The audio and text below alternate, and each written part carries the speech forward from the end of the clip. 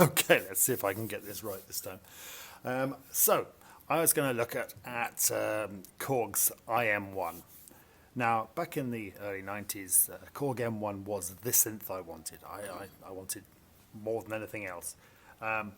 So when they brought out the iM1, I was very excited and rushed out and bought it straight away. And I was quietly horrified at just how cheesy it sounds. It is really a very, very cheesy sounding synth.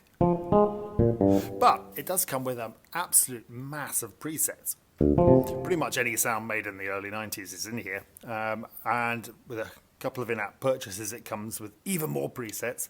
And the other thing about the Korg iM1 is that it takes Korg M1 presets. So 10 minutes of searching around on the web, when I first got this, I managed to find a zip file containing thousands and thousands and thousands of presets. So I have more presets than I will ever use for this machine. And it is so cheesy.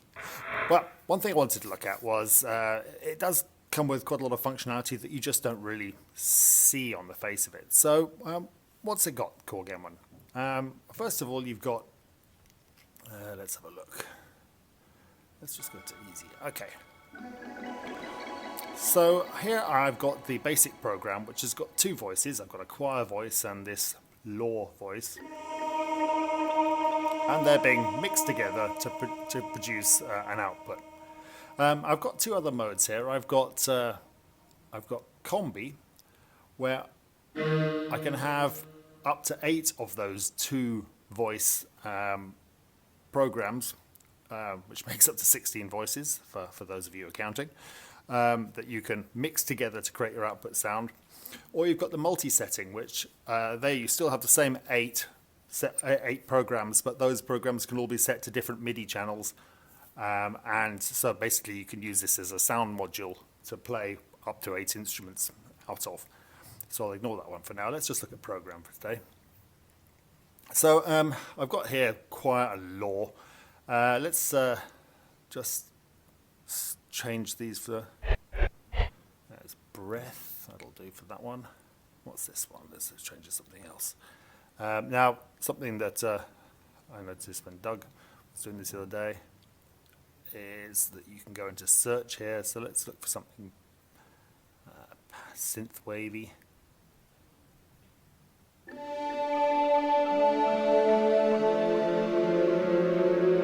And you have to double click the things if you want them to stay.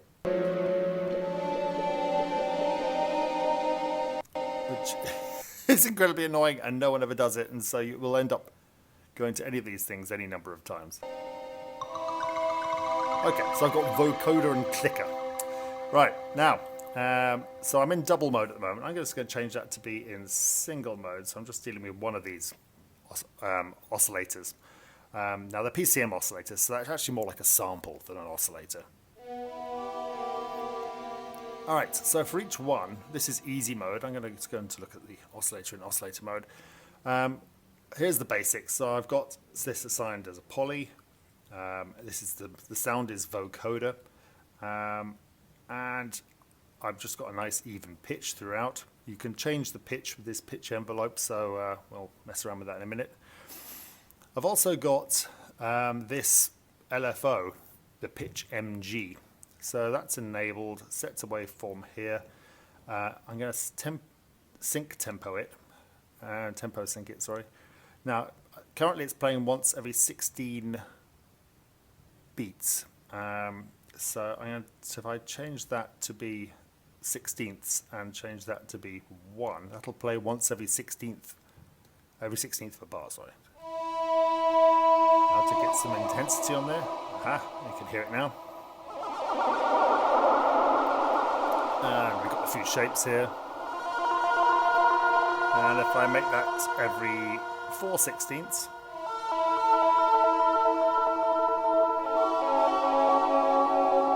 okay, so I'm now altering the pitch by whatever. If I take that intensity down to about there, sounds like about a semitone. So you can alter the pitch with the envelope and with this pitch MG. Going across to VDF, which is variable digital filter, but basically it's just a filter envelope and a filter LFO. So I can do the same thing over here. Let's stick a bit of this on, have it going once every eighth. Oops, about that. Too fast. Let's slow that down a bit. Have it going every. That's better. Right. Let's put a bit of attack on the filter here. Change the cutoff and resonance. Resonance you have to switch on. It's not on by default, so you have to click resonance on. If you're in the easy mode over here, you'll see that I've now got resonance on over here, but until I switch it on, it just disappears, and then you switch it back on again. Now I can mess with the resonance. Okay, so back to the filter, and let's have that moving around. And let's switch the. Oops. See, this keeps happening to me. That was the amplifier. Now, so basically, the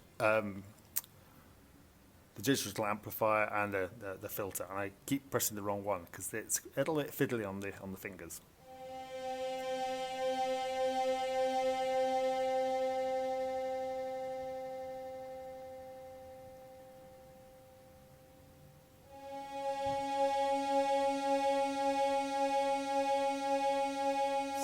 Subtle.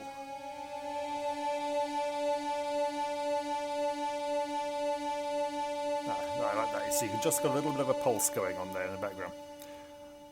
Okay, and you can mess around with the cutoff as regards the keyboard so that you get less cutoff at higher notes and so on. All right, so over here I've got the envelope, the amplitude. And let's have that.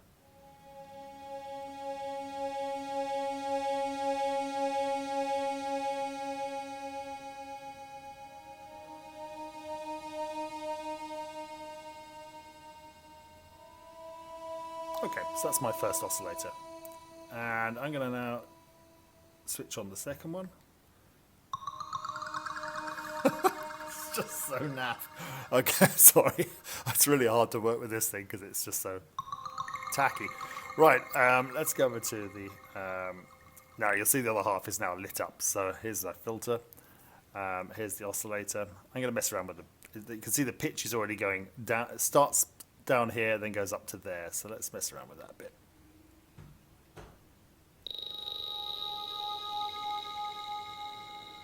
That's more interesting. So let's go up after release.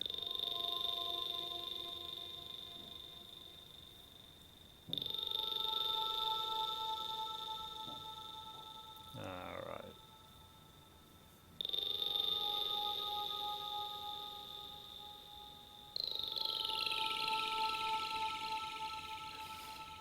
And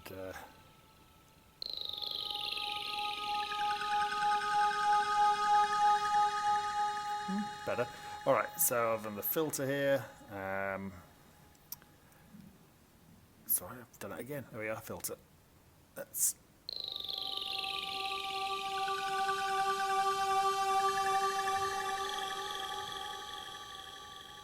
mess around with the envelope there a little bit. There we go. Put some resonance on it. If I can get it to respond to my touch.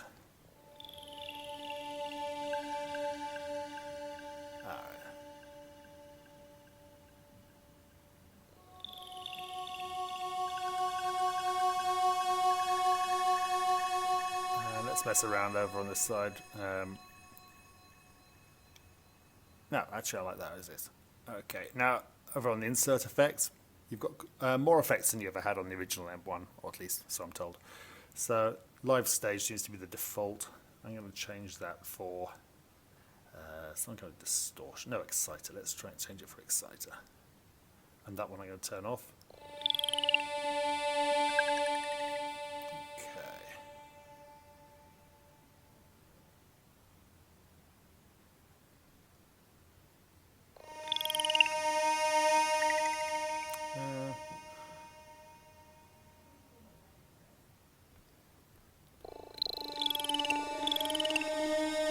That's better. And let's put a bit of cross delay on the end of that.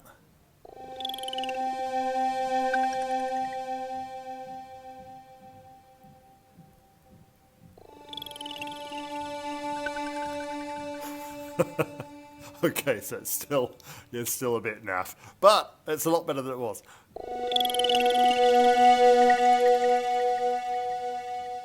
Let's boost the lows and take the highs down. Okay, so that's just me messing around with this stuff. So there's a lot of controls you can also build in for your MIDI controllers and so on, and aftertouch stuff you can build in. So there's actually quite a lot you can play with if you can get through the cheese. Anyway, I'll go now. Bye.